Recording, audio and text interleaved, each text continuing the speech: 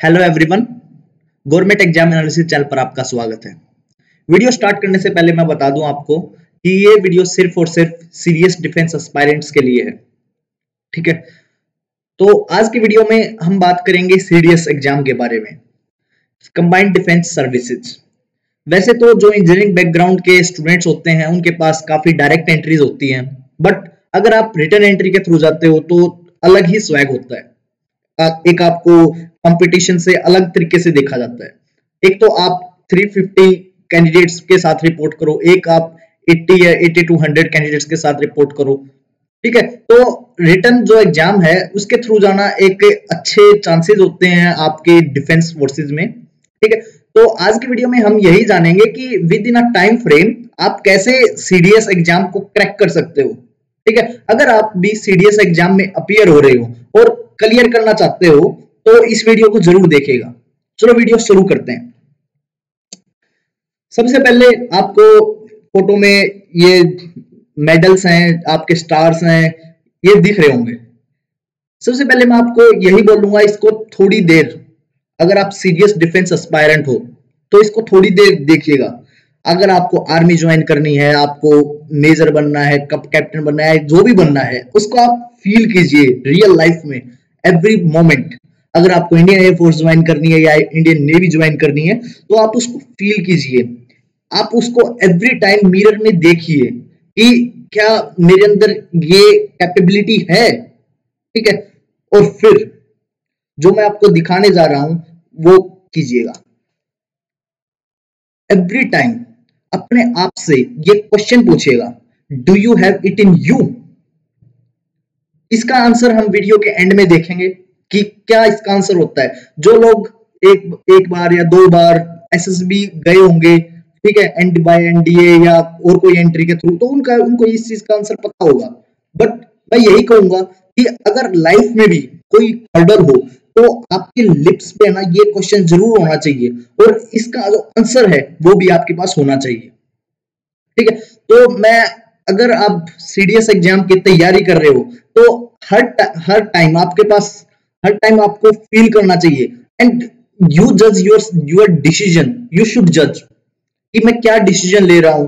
आपको जो भी डिसीजन हो वो आपके एक ऑफिसर ओरिएंटेड डिसीजंस होने चाहिए। आपकी तैयारी यहीं से स्टार्ट हो जाती है। रिटन एग्जाम कोई बड़ी बात नहीं है। ठीक है, मैं आपको बताऊंगा, आपको कहीं पर भी कोई कोचिंग लेने की जरूरत नहीं है। आप स्मॉल स्पैन में ही आप एग्जाम क्रैक कर सकते हो। ठीक है, तो अब हम एक एग्जाम पैटर्न देख लेते हैं एक बार। देखिए, सबसे पहले हम बात करेंगे ओटीए के बारे में, ऑफिसर ट्रेनिंग एकेडमी। ठीक है, जिसमें मेंस के लिए भी होता है, वुमेन्स के लिए भी होता है, जिसमें आपके दो एग्जाम होते हैं, इंग्लिश का और जनरल नॉलेज का। ठीक है, आपके 100 मार्क्स के एग्जाम होते हैं दो। ठीक है, और जो आपका आईएमए है, आईएनए है और एएफए के लिए आपके इंक्लूडिंग एलिमेंट्री मैथमेटिक्स का एक और एग्जाम देना पड़ता है। ठीक है, बट हम सबसे पहले बात करेंगे ओटीए के बारे में।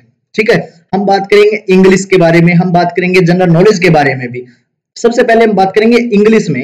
इंग्लिश में हम क्या पढ़ें कि आपके जो आउट ऑफ 100 मार्क्स हैं, आपकी जो, अगर मैं मेंस की बात करूं, ठीक है, आप कट ऑफ की जो टेंशन होती है कि मैं मेरिट इन हो जाऊंगा, मेरिट आउट हो जाऊंगा, तो मैं आपको एक बात बता दूं, मेरिट आउट कोई नहीं होता मेंस कैटेगरी में। ठीक है, वुमेन्स कैटेगरी में मैं आपको बताऊंगा कि वुमेन्स कैटेगरी में बहुत ही टफ कंपटीशन है, नो डाउट। ठीक है, बट मेंस कैटेगरी में आपका मतलब कि अगर just you get pass and get recommendation तो आप डेफिनेटली मेरिट लिस्ट में होगे। ठीक है, बात करते हैं हम इंग्लिश में। आपकी जो ओटीए की कट ऑफ रहती है वो 90 के अराउंड रहती है, 92, 90, 88 इसके अराउंड रहती है। ठीक है, हम बात करेंगे इंग्लिश में कि क्या पेपर का स्टैंडर्ड होता है, क्या क्वेश्चंस पूछे जाते हैं। ठीक है, तो अगर बात करें इंग्लिश में तो जो आपका इंग्लिश का सिलेबस है वो इस प्रकार है, sporting error, sentence arrangement, this way, ये है आपका इंग्लिश का सिलेबस। ठीक है, तो जो ये सिलेबस है, ये नहीं होता कि आप जो भी ये सिलेबस है इसमें हर चीज करोगे, नहीं। हर बंदे की ये वो नहीं, अप्रोच नहीं रहनी चाहिए कि मुझे 100% करना है, नहीं, ये मुझे लगता है कि ये अप्रोच थोड़ी सी एग्जाम के लिए मुझे लगता है गलत है। आप इसमें ये ढूंढो कि मेरा स्ट्रॉन्ग पॉइंट क्या है, ठीक है, आप इसमें अच्छा कहाँ कर सकते हो। सबसे पहले मैं आपको एक बात बोलूंगा, अगर किसी का एंटोनियम और सिनोनियम, मुझे मुझे लगता है कि हर बंदे को एंटोनियम सिनोनियम नहीं याद होते किसी को, अगर एक रूरल बैकग्राउंड से आता है और ये स्कूलिंग इतनी अच्छी नहीं हुई है तो इंग्लिश में थोड़ा हाथ टाइट रहता है, ठीक है, ऑर्डरिंग सेंटेंसेस में भी थोड़ा हाथ टाइट रहता है। बट जो ये स्पोर्टिंग एरर क्वेश्चंस हैं, ठीक है, ये आप कर सकते हो, जो मैं बताऊंगा आप ये इस बुक से कर सकते हो। देखिए, एक बुक आती है प्लिंथ टू पैरामाउंट के नाम से, ठीक है, वैसे तो ये बुक एसएससी के लिए है, बट अगर आप इस बुक को, मैं बोलता हूं ये बुक आप 15 डेज में कंप्लीट कर सकते हो, और 15 दिन में करने के बाद आप अपना प्रीवियस ईयर के सीडीएस के पेपर्स डाउनलोड करके उनमें करके देखना कि मुझे कितने एरर ठीक होते हैं। 20 एरर आते हैं, ठीक है, मैं गारंटी देता हूं आपके कि 20 में से 15 आपके ठीक हो जाएंगे। अगर किसी ने ये बुक भी कर ली हो, ठीक है, तो मैं एक और बुक बताऊंगा, ठीक है, वो भी कर लीजिए, ठीक है। जो लोग बोलते हैं कि ये चैनल देखिए कि आप आउट ऑफ 100 80 प्लस ठीक हो जाएंगे, नहीं, कुछ ऐसा नहीं है, आपको पढ़ना पड़ेगा, अपने लेवल पे ही पढ़ना पड़ेगा। कोई भी कोचिंग इंस्टीट्यूट आपका एग्जाम क्लियर नहीं करा सकता, किसी के भी नोट से आपका एग्जाम क्लियर नहीं करा सकते, आपको सेल्फ इंप्रूवमेंट ही करना पड़ेगा, ठीक है। पहली बात, जो ये बुक है इसमें ये बेसिकली आपकी ग्रामर से रिलेटेड बुक है। आपको जो ये स्पोर्टिंग एरर क्वेश्चंस हैं, अगर आप इस एक बार इस बुक को पढ़ लोगे, आपके जो स्पोर्टिंग एरर हैं, आपके जो ग्रामर से रिलेटेड क्वेश्चन है, आपका जो सीडीएस का एग्जाम है उसमें 50% आपका ग्रामर का पोर्शन होता है और सिर्फ 50% आपका कॉम्प्रिहेंशन का पोर्शन होता है, ठीक है। एक तो बात ये, सेकंड बात क्या है, आपको न्यूज़पेपर पढ़ने की हैबिट डालनी पड़ेगी। डेली आप थोड़ा बहुत न्यूज़पेपर पढ़िए, ठीक है, मैं ये नहीं बोलता कि आप 2 घंटे न्यूज़पेपर पढ़िए, बट इंग्लिश का न्यूज़पेपर मस्ट है। आप इंग्लिश का न्यूज़पेपर पढ़िए। आप जो इडियम एंड फ्रेजेस हैं, इस बुक के में कम अराउंड 6 to 8 पेजेस होंगे इडियम एंड फ्रेजेस के, उनका रट्टा मार लीजिए, उनसे बाहर नहीं आता कभी भी। फिलिंग द ब्लैंक्स होते हैं जो, ठीक है, वो आपके ग्रामर ओरिएंटेड भी आएंगे, ठीक है, और आपकी नॉलेज उसके आईक्यू ओरिएंटेड भी आएंगे, ठीक है। जो ग्रामर ओरिएंटेड होंगे, मैं गारंटी देता हूं इसी के अकॉर्डिंग आएंगे जो इस बुक में दिया हुआ है। मैं बोलता हूं कि मस्ट है, एक बार इस बुक को कर लीजिए। अगर आप इस चक्कर में है कि अरिहंत की पार्ट फाइंडर कर लेते हैं तो कुछ नहीं होने वाला, ठीक है। आप फिर वही उसी बात पे आओगे कि यार आउट ऑफ 100 मतलब 60 मार्क्स आ रहे हैं। मैं बोलता हूं अगर आप 80, तो नहीं बोलूंगा मैं कि आपके 80 प्लस मार्क्स आ जाएंगे, मैं इतना बोलूंगा कि 70 के अराउंड आ सकते हैं आउट ऑफ 100 इस बुक से, ठीक है। जो आपका कॉम्प्रिहेंशन पोर्शन है वो बस आपके रीडिंग स्किल से ही इंप्रूवमेंट होगा, ठीक है। आप न्यूज़पेपर पढ़िए, ठीक है, और जो ordering of sentences, you need to do practice. इसका कोई और इलाज नहीं है, अगर जितनी आप प्रैक्टिस करोगे उतना ही आपकी इंप्रूवमेंट होगी। सिलेक्टिंग वर्ड्स, सेम चीज मैंने बताई है, इस बुक से पढ़िए। मैं बोलता हूं आपका जो पेपर है ना, वो 70% इस बुक से हो जाएगा, ठीक है। अब नेक्स्ट बुक मैं एक और बता रहा हूं, एसएससी की प्रीवियस ईयर की बुक आती है, अजय कुमार सिंह एनडी पब्लिकेशन की बुक है। अगर आपने ये बुक कर ली है तो इसके साथ ये बुक भी कर लीजिए, ठीक है। मैं ये नहीं बोलता कि इसके जो सेट हैं ये लगाइए, इसके जो स्टार्टिंग में बुक में अराउंड 50 पेजेस हैं, जिसमें आपके वे क्या बोलते हैं, वन वर्ड सब्स्टिट्यूट और आपके ये इडियम एंड फ्रेजेस हैं, वे पढ़ लीजिए, ठीक है। अगर आपने इस बुक के पढ़ लिए हैं तो इस बुक के जरूर पढ़ लीजिए। अगर आपने ये बुक भी कर ली तो मैं फिर बोल सकता हूं कि आपके 80 प्लस मार्क्स कोई नहीं रोक सकता, ठीक है। अब बात कर लेते हैं एक बार की जो आपकी कट ऑफ है, वो मेंस के लिए, ओटीए के लिए जो कट ऑफ रहती है वो 90 के अराउंड रहती है। वुमेन्स के लिए भी उतनी ही रहती है, बट वुमेन्स को करना क्या होता है कि आपको एक मेरिट लिस्ट जो बनती है ना, वो बहुत हाई बनती है वुमेन्स के लिए, बिकॉज वैकेंसी बहुत कम होती है, ठीक है। अराउंड 10 to 12 15 वैकेंसीज होती है वुमेन्स के लिए। तो जो उनका जो कंपटीशन है वो बहुत हाई है और उनको इंग्लिश में बहुत ज्यादा स्कोर करना पड़ता है, ठीक है। तो मैं उनको रिकमेंड करूंगा आपको ये बुक भी जरूर पढ़नी चाहिए अगर आपका स्कोर नहीं बढ़ रहा है तो, ठीक है। अब बात कर लेते हैं हम जीके के बारे में, जनरल नॉलेज के बारे में। अगर आपका इंग्लिश से रिलेटेड कोई डाउट हो तो मुझे कमेंट सेक्शन में बता देना, ठीक है, डेफिनेटली आई विल रिप्लाई।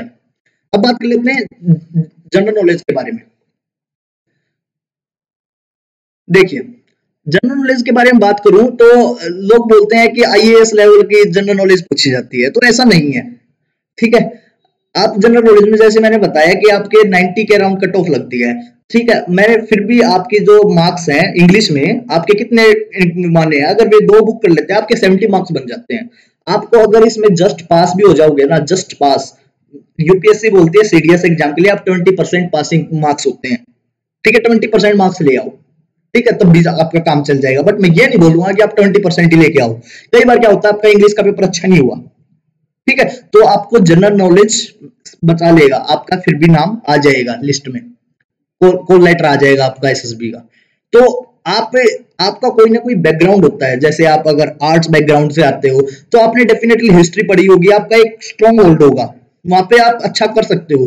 ठीक है, तो सबसे पहले अगर आप, मैं एग्जांपल लेता हूँ, सबसे पहले आप साइंस बैकग्राउंड से आते हो, सपोज आप साइंस बैकग्राउंड से आते हो, तो आपको सबसे पहले, मैं कहीं पे कोचिंग लेने की जरूरत नहीं है, आप एक लुसेंट की बुक आती है जनरल नॉलेज की, ठीक है, उससे पढ़ो। आपका जो पेपर आता है ना, वो एक ओवरव्यू आता है, हिस्ट्री का एक ओवरव्यू पूछा जाता है। अगर डीप क्वेश्चन पूछा जाएगा ना, वहां पे कोई आईएएस वाले बच्चे नहीं बैठे हुए, आपके जैसे ही बैठे हुए हैं। ठीक है, डीप क्वेश्चन पूछा जाएगा तो स्किप कर सकते हो। ठीक है, बस आपको एक इंपॉर्टेंट चीज होती है आपकी करंट अफेयर, मैं इसको रिकमेंड करूंगा कि आपको लास्ट 6 मंथ का पढ़ के जाना ही मस्ट है। ठीक है, अगर आप इसमें अच्छा कर जाओगे ना, तो डेफिनेटली आपका नाम आएगा ही आएगा, अगर आपका इंग्लिश का अच्छा पेपर हुआ होगा तो। ठीक है, करंट अफेयर पढ़ो। ठीक है, मैं रिकमेंड कर रहा हूँ, जो आप अगर इससे साइंस बैकग्राउंड से आ रहे हो, तो आपका जो आपका केमिस्ट्री है या आपका फिजिक्स है और आपका बायोलॉजी है, ठीक है, ये तो अच्छा मिलेगा ही। आप करंट अफेयर पढ़ लोगे तो आपके 4 सेक्शन अच्छे हो जाएंगे इसमें। करंट अफेयर पढ़ लिया, ठीक है, अब बात कर लेते हैं इसके बाद जो मुझे इजी सब्जेक्ट लगता है वो पॉलिटी लगता है। बच्चे इसके लिए लक्ष्मीकांत पढ़ते हैं, अच्छी बात है, लक्ष्मीकांत पढ़ना एक अच्छी बात है, डेफिनेटली अच्छी बात है। मुझे लगता है अगर आप ना आर्टिकल्स का ओवरव्यू ले लो एक बार, अगर इस सब्जेक्ट का ओवरव्यू भी ले लोगे ना, तो आपका एग्जाम अच्छा हो जाएगा, पॉलिटी के क्वेश्चन डेफिनेटली अटेम्प्ट हो जाएंगे। ठीक है, रही बात ज्योग्राफी की, ज्योग्राफी में भी यही है, आप हर सब्जेक्ट का ओवरव्यू ले लो बस। मतलब ये ज्यादा पढ़ने की जरूरत नहीं है कि आप पूरे पूरे टाइम जनरल नॉलेज के पीछे लगे हुए हो। आप जनरल नॉलेज में 30, फिर भी 35 40 के अराउंड स्कोर कर रहे हो, और उस वजह से आपका इंग्लिश का स्कोर भी 50 और 60 रह रहा है, आप इंग्लिश में अच्छा कर सकते हो। ठीक है, तो आप अगर ज्योग्राफी में आपके पास टाइम है तो मैं कहूंगा महेश बर्णवाल बुक, मतलब कि अच्छी बुक है। अगर आप उसका ओवरव्यू लेना चाहो तो 4-5 दिन में ओवरव्यू खत्म हो जाता है उस बुक का, मेरे अकॉर्डिंग। ठीक है, हिस्ट्री की बात करूं, हिस्ट्री में आप लुसेंट की जो पहली जनरल नॉलेज की बुक है, ठीक है, इससे हिस्ट्री कर लो। मतलब कि अगर आपका कोई क्वेश्चन आएगा अगर, तो वो आप अटेम्प्ट कर पाओगे, कोई दिक्कत वाली बात नहीं आएगी। ठीक है, अगर मैं बात करूं आपके इकोनॉमिक्स की, तो अगर आप इकोनॉमिक्स के स्टूडेंट हो तो अच्छी बात है, अगर नहीं हो तो ये नहीं है कि आपको हर हर टॉपिक करना ही करना है, ये नहीं होता कभी भी। ठीक है, आप कुछ टॉपिक छोड़ भी सकते हो। मैं बोलता हूँ आप 100% में से अगर आप 70% भी जो सिलेबस है वो भी कवर कर लोगे तो इनफ है। ठीक है, आप 70% में से, मैं बोलता हूँ आप 40 तो लेके आओगे, 40 मार्क्स इन सीडीएस एग्जामिनेशन बहुत अच्छे हैं। ठीक है, अगर हम बात करूँ, अब मैं एक बात है इस डिफेंस की, तो अगर आप डिफेंस में जा रहे हो, ठीक है, तो आई एक्सपेक्ट टू यू कि आपको डिफेंस के बारे में, जो बंदा डिफेंस में है उससे ज्यादा पता होगा, अगर आप सीरियस एस्पायरेंट हो तो। ठीक है, हर चीज सिखाई नहीं जा सकती। ठीक है, कुछ बंदे की एस्पिरेशंस भी होती हैं। ठीक है, जैसे अभी 26 जनवरी गया तो उसमें क्या क्या हुआ, कौन से आपके फाइटर प्लेन्स थे, ठीक है, तो इस टाइप से आपके कौन से टैंक दिखाए गए। ठीक है, तो आपके अंदर एक एस्पिरेशन होनी चाहिए, एक जीर होनी चाहिए यार, कि यार मुझे इस फील्ड में जाना है, तो क्या क्या न्यू चीज हो रही है इसमें। ठीक है, तो ये बात थी आपकी जनरल नॉलेज की। अब हम बात करते हैं, आपका ओटीए का यहीं तक था। ठीक है, गर्ल्स के लिए, वुमेन्स के लिए जो ओटीए है वो यहीं तक था। तो मेंस में जो रहता है, आपको एलिमेंट्री मैथमेटिक्स का भी एग्जाम होता है, उसके बारे में भी हम बात करेंगे। ठीक है, मैंने बुक बता दी जनरल नॉलेज में क्या कौन से बुक पढ़नी है, इससे बाहर कुछ पढ़ने की जरूरत नहीं है। ठीक है, अब बात कर लेते हैं मैथ्स के बारे में। ठीक है, मैथ्स में जो आपके टॉपिक हैं, जो आपके टीचर्स हैं वे बोलते होंगे कि आप आर.एस. अग्रवाल पढ़िए। नहीं, वो मुझे लगता है कि आर.एस. अग्रवाल का जो ये टीचर्स कराते हैं कोचिंग इंस्टीट्यूट्स में, मुझे लगता है उसका टाइम जा चुका है। ठीक है, आपको सिंपली अर्थमेटिक, अलजेब्रा, अगर इसका आप सिलेबस देखोगे ना, it is totally same to the SSC. ठीक है, आपका जो अर्थमेटिक है, अलजेब्रा है, आप अगर इससे एसएससी का जो भी आपकी बुक है या इसकी इसकी किरण की बुक आती है, ठीक है, प्रीवियस ईयर, आप उससे पढ़ो। ठीक है, वो बेस्ट बुक है। ठीक है, अर्थमेटिक है, अलजेब्रा है, आपका ट्रिग्नोमेट्री है, ज्योमेट्री है, मेंसुरेशन है, आपका स्टैटिस्टिक्स। ये स्टैटिस्टिक्स वाला जो टॉपिक है ना, ये थोड़ा डिफरेंट है। ठीक है, जो भी आपके ये टॉपिक्स हैं, मेंसुरेशन, ज्योमेट्री, आप ओनली एंड ओनली इससे पढ़ो, एसएससी के प्रीवियस ईयर से। ठीक है, वैसा ही पेपर आना है, वैसा ही क्वेश्चन आते हैं। ठीक है, और इन द लास्ट आपका जो ये स्टैटिस्टिक्स वाली है, इसके बारे में बता दूं मैं आपको, जो 10th क्लास तक की आपकी स्टैटिस्टिक्स आती है। ठीक है, 10th आपकी 8th 9th और 10th क्लास की आप जो पिछला चैप्टर हुआ करता था हमारा स्टैटिस्टिक्स से, तो एक बार पढ़ो उसको, मीन, मोड, मीडियन, वहां से सब कुछ पता चल जाएगा आपको। कहीं पे कुछ मतलब की सर्च करने की जरूरत नहीं है। मैंने पूरा का पूरा आपको सीडीएस एग्जाम के बारे में ओवरव्यू दे दिया। ठीक है, आई थिंक मुझे लगता है आपको कोचिंग इंस्टीट्यूट में जाने की जरूरत पड़ेगी। आप, मैं बस यही रिकमेंड करूंगा, आप अपना बस एक इन्वायरमेंट क्रिएट कीजिए। ठीक है, पढ़ने का एक टाइम टेबल बनाइए। मुझे लगता है आप अगर दिन में 3 से 4 घंटे भी अगर सीरियस स्टडी करोगे ना, तो डेफिनेटली इस एग्जाम से गो थ्रू हो जाओगे। कोई डिफिकल्ट एग्जाम नहीं है। आपको आउट ऑफ 200, अगर ओटीए की बात करो तो आपको 295 स्कोर करना है फॉर मेंस। ठीक है, अगर आईएम में तो उससे भी मतलब कि इजी पड़ता है आपको। जस्ट अगर आपका मैथ अच्छा है, तो डेफिनेटली आप उसमें आउट ऑफ 100 मुझे लगता है आप 70 मार्क्स स्कोर कर सकते हो। कोई रोक ही नहीं सकता, इतना मतलब इजी पेपर आता है। और आपका जो इंग्लिश है और जीके का मैंने बता दिया, सारा पढ़ने की जरूरत नहीं होती जीके कभी भी। ठीक है, जहां पे आपकी कमांड है, जहां पे आप अच्छा करते हो वो पढ़िए, जैसे पॉलिटी है, ज्योग्राफी है, हिस्ट्री है, ओवरव्यू लेना है। ये नहीं कि मैं स्पेक्ट्रम पढ़ना स्टार्ट कर दिया हिस्ट्री का। ठीक है, उससे कुछ नहीं होने वाला, टाइम वेस्टिंग ऑफ टाइम है। आप मैथ कीजिए, आप इंग्लिश कीजिए। ठीक है, मैंने इंग्लिश का बता दिया। एक और बात बोलूंगा, जो इंग्लिश के लिए प्लिंथ टू पैरामाउंट बुक थी, दिन में 1-2 बार जरूर 2 चैप्टर उसके जरूर कंप्लीट कीजिए हर रोज। ठीक है, इससे बेस्ट स्ट्रेटजी मुझे नहीं लगता कोई बता पाएगा। ठीक है, अब लास्ट में स्टार्टिंग में मैंने वीडियो शुरू करने से पहले क्वेश्चन पूछा था आपसे, do you have it in you. ठीक है, तो अगर आप सीरियस एस्पायरेंट हैं, अगर आपके पास लाइफ में भी कोई हर्डल आती है, तो आपके लिप्स पे ये होना चाहिए, yes I have it in me. तो इसी के साथ हम वीडियो को खत्म करते हैं। मेरा चैनल है गवर्नमेंट एग्जाम एनालिसिस। अगर आपको ये वीडियो पसंद आई हो, please like, share and subscribe. Thank you for watching.